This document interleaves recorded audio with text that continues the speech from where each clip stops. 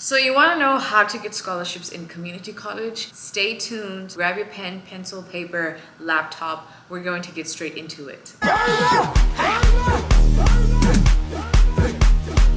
Hi guys, welcome back to my channel. If you are new, my name is Lebonem. I am a former OPE, now international student studying in Texas. And if you are a returning subscriber, thank you so much for tuning in. You are a real one. Okay, so this is the most anticipated video of the century. This is one of the most asked questions I get on my social media. And today I'm going to share those tips with you guys. Now, I want to preface by saying that all of this information, tips, advice, is based on my experience, and a lot of it depends on which school you're attending. Some schools may not be as rich as others, and some schools just might be stingy. You just don't know. So it's hard to find out which community college will be stingy or not, but we'll get into those things. I just wanted to put that out there. Let's do this video because my curls are melting, okay? Anyways,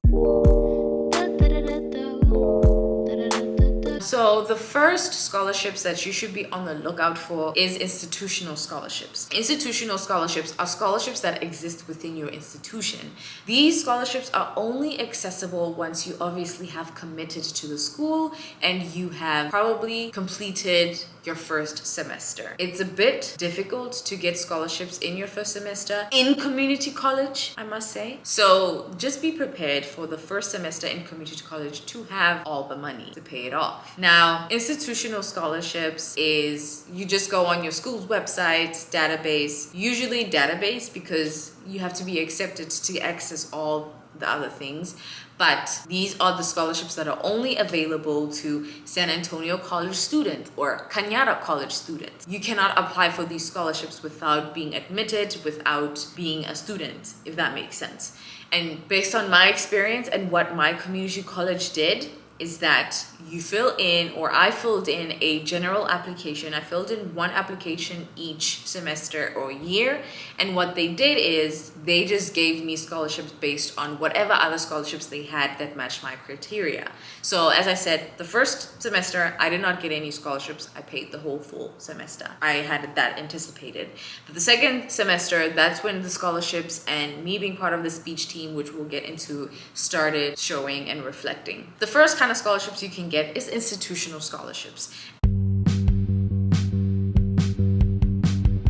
Second scholarships that you can get or find are departmental scholarships. Departmental scholarships are scholarships that exist within your department, your major, whatever you're studying. So for example, I am a psychology major. So these are scholarships that are only for psychology students. Usually departmental scholarships may be easier, may be harder. It just depends. If you're studying STEM, there's a lot of you guys studying STEM usually, so it might be a little bit harder to get those scholarships. But in my case, psychology, I got the departmental scholarship for 3 semesters. So it's either nobody was applying or nobody was aware that they existed. It just, you know, it's very like subjective, if that makes sense. But the point is, you have to apply to these scholarships because you don't know if you're gonna get them or not. And also for institutional and departmental scholarships, there's nothing of, oh, you have to be a US resident, you have to be this, you have to be that. No, as long as you're studying at that particular school, you can get these scholarships, which I did. So I'm sharing that with you guys. Okay. Zooby, zooby, zoo. The next scholarships that you can get are extracurricular scholarships. So this is scholarships that you can get within your extracurricular. So if you are doing speech and debate, like I did, you will get scholarships within that extracurricular activity.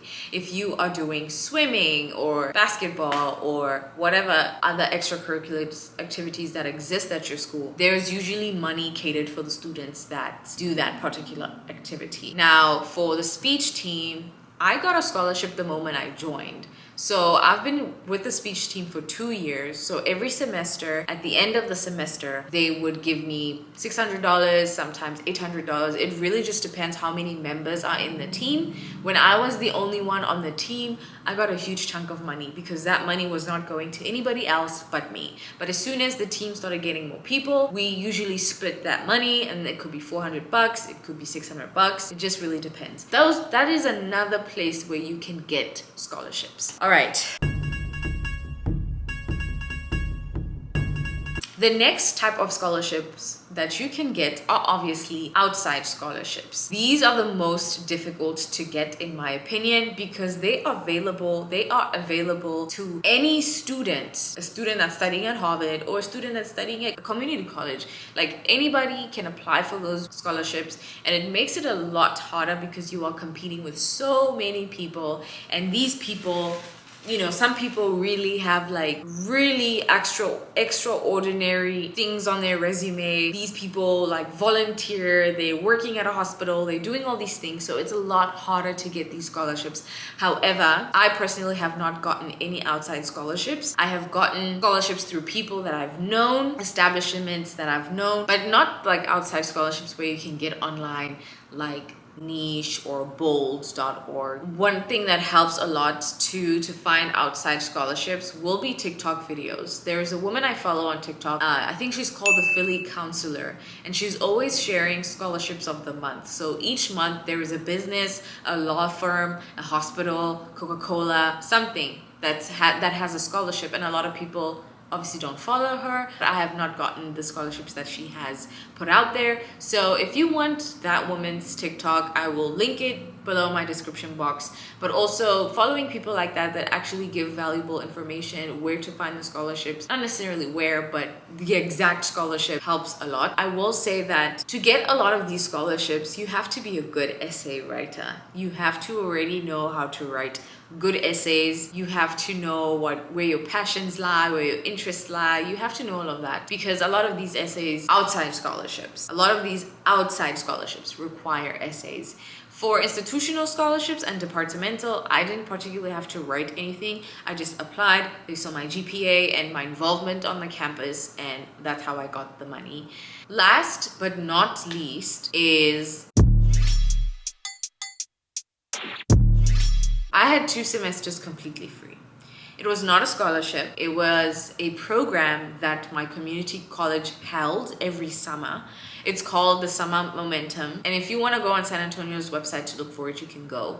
But basically, during the summer, you can take 3-4 classes for free. And these classes count towards your degree. So it's basically a semester free. The only rule is that you have to have taken certain amount of credits, and you have to have X amount of, you have to have a 3.5 GPA and above. This was a program that was so helpful, because I took 2 summers where I was just doing, like, I was in school. 2 of my summers I was in school because they were free. So 2 semesters the school paid for me to go to school, and that was during the summer. And I think part of it is to encourage students to go to school during the summer. I don't know, but all I know is my tuition was completely free.